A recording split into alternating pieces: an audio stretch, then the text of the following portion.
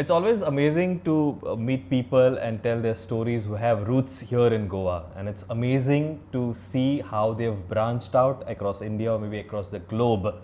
Today, I have a guest with me who has, had made a name in glamour industry. She's walked the path and more importantly featured in two of the Bollywood projects. One is the Kapoor and Sons and later on Badla.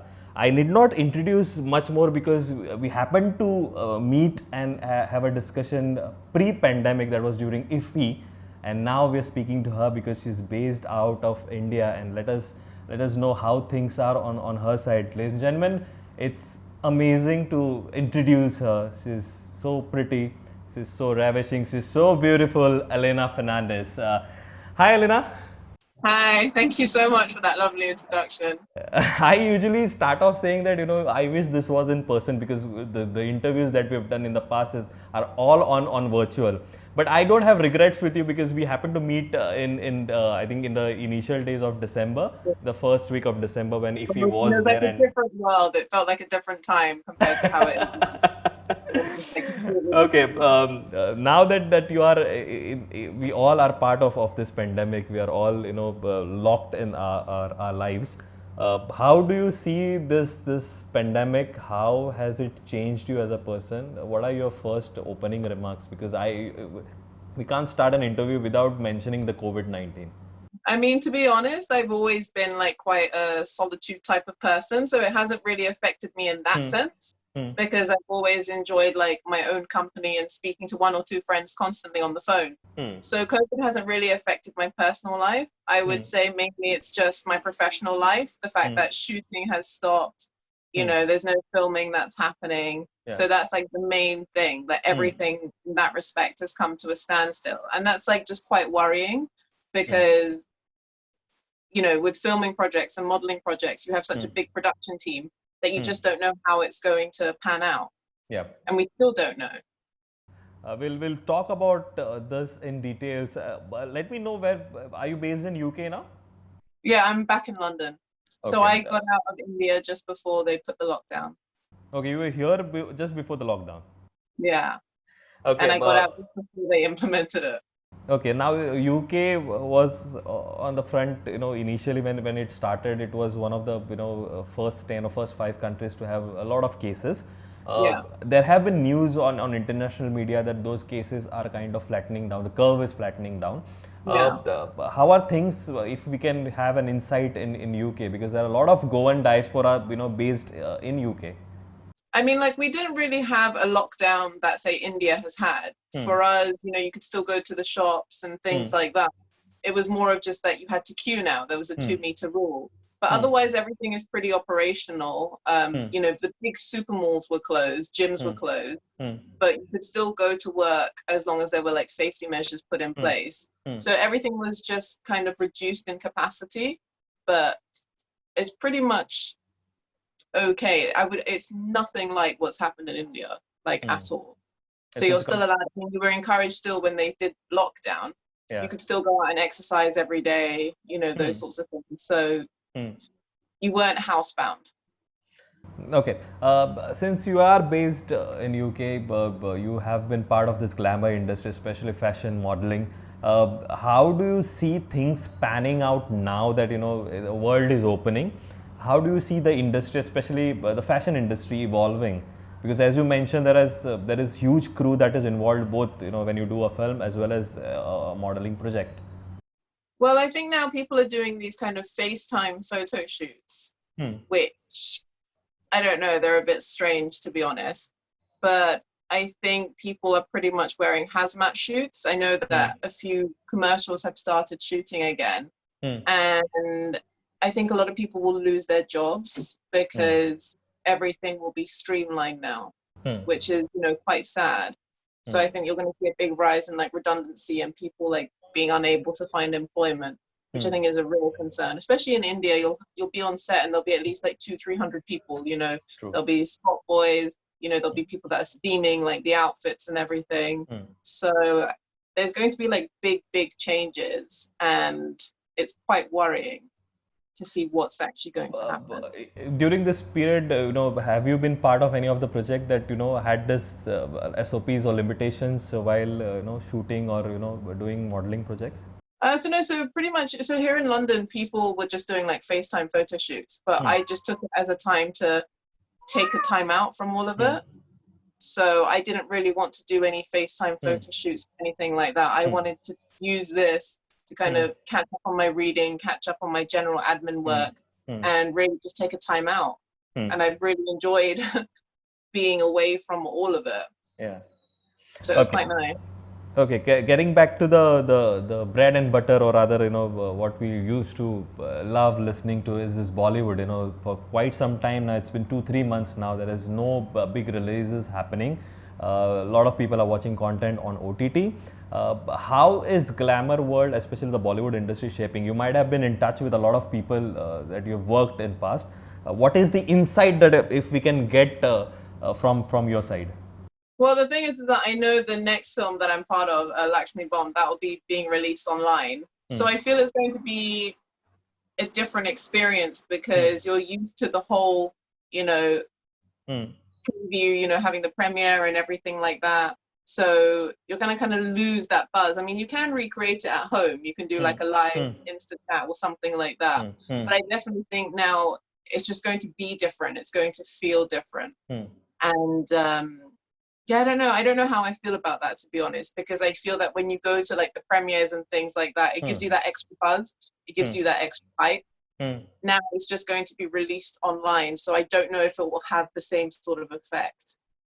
What do you anticipate? Because there was this one movie. There are a lot of South Indian movies which have released on OTTs. There was also a movie that Gulabo Sitabo released on OTT, which was when it was decided that it will release on OTT. A lot of tussle happened between the theater owners and all these multiplexes. So how do you see this particular aspect? Because we have been grown up watching movies in theaters, and there is an instant attachment that happens because it is called silver screen. It is called larger than life imaging that happens.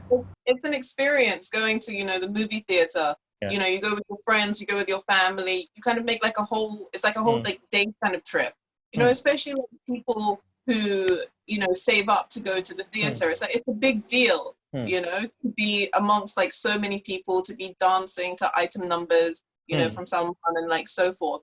So I think it's definitely going to feel different, and it is going to be different because you are going to miss out on kind of that experience, that vibe. Okay, it's like it's a sense of community. Okay. Okay, you've mentioned that Laxmi Bomb is due on release. I wish we had seen it on silver screen, but now the release is on OTT. Can you just share when is it? When do we anticipate? Oh, I don't think they've told you when it releases yet. I know when it releases, but it's not yet. Okay, you don't want to spill the beans, right? Yeah. But anything that you'd like to share with our audience, watching this particular program, so that they anticipate, what to see from Elena from this movie? I mean, with Laxmi Bomb, it's any film that Akshay does is always kind of like a first of its kind. It's definitely it's definitely going to be a big talking point because it's about, transgender, well, like eunuchs, how they call them in India. So it's definitely going to be, I feel it's going to open up the narrative for people to have a lot of discussions, and it's going to open, a lot of conversations, and maybe it will change a lot of people's minds, which I think is important, for everyone to come together. It's the 21st century now, and to recognize that not everyone has to conform to your particular ideal. So I'll just shift the focus, because this is something that if I don't ask you, I will be trolled online, because we need to have a little insight on behalf of Goan media. And since you are part of Bollywood, there was this after Sushant Singh died, what they say is suicide, a lot of backlash happened in terms of nepotism. A lot of people started speaking, on this particular aspect.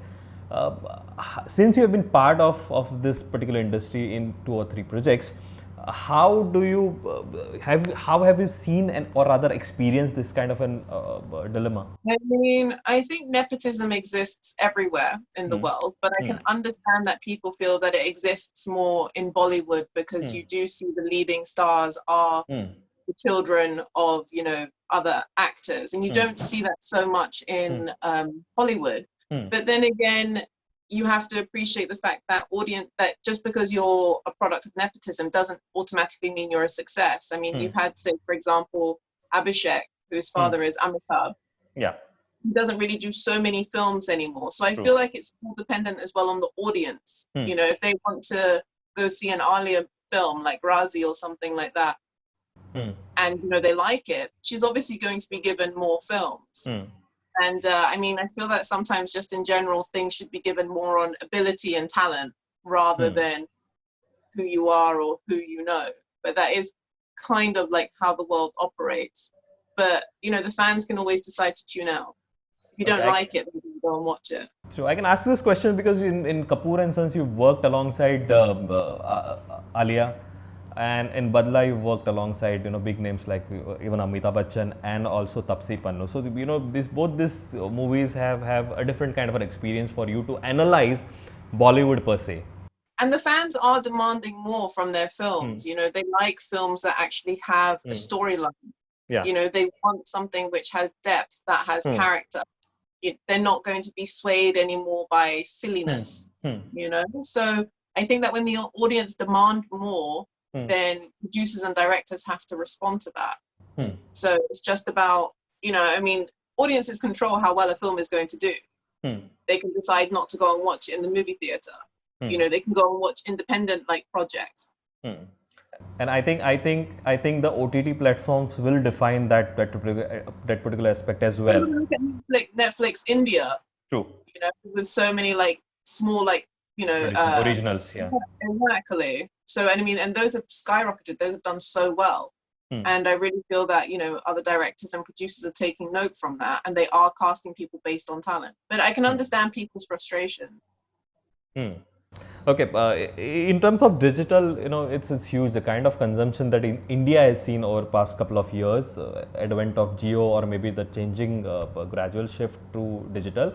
A lot of people are consuming content on digital platforms, whether it is OTT, whether it is YouTube, and any other platforms that you have. Have you ever thought of being part of this kind of an initiative where you are part of a web series? Maybe internationally or maybe India based? Of course, if the right opportunity comes along. It's all about as well deciding if, I mean, you can easily say yes to everything, but it doesn't necessarily then lead to something. When you agree to something, you want it to be of some substance, that it's going to lead somewhere, that it has a purpose. Otherwise, you're just doing it for the sake of doing it. And I believe that if you're going to do something, you should want to do it, and you should want to do it properly. Otherwise, what's the point, you know? It kind of diminishes the craft. Okay, very true. I'd like to know, Elena, what has been keeping you busy for last couple of months? You've also connected, yeah. And just to continue that question, you are also connected to your CSR or maybe your welfare initiative that you have, which you are very passionate about, and you've been always outspoken about it. If you can just share a little on that particular aspect as well. So for me, I use obviously my Bollywood platform to raise awareness on animal welfare issues. And I think it's very important to neuter the strays, because then you cap the population. Otherwise, you've got kittens and puppies that die every 60 days. And it's just a vicious cycle, you know, societies get irritated and so forth and so forth. So once you neuter the animal, you know, it can have like a longer, healthier, happier life.